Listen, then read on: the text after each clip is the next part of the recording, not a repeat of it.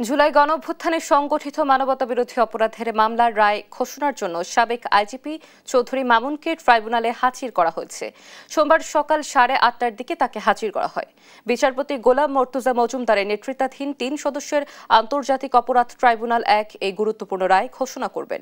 ট্রাইব্যুনালের অপর 2 সদস্য হলেন বিচারপতি মোহাম্মদ শফিউল আলম মাহমুদ ও বিচারক মোহাম্মদ মহিতুল হক এনাম চৌধুরী। এই মামলার প্রধান আসামি হলেন ক্ষমতাচ্যুত প্রধানমন্ত্রী শেখ হাসিনা।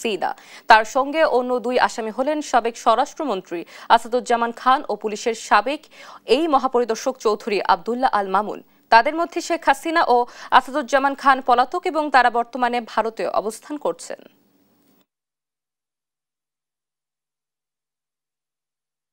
পরিস্থিতি খুব ভালো না, গাড়ি চালাচ্ছি, আপনার খ্যাপ কম, রাস্তায় খ্যাপ কম হয়েছে, তো গাড়িতে আপনার যানবাহন কম।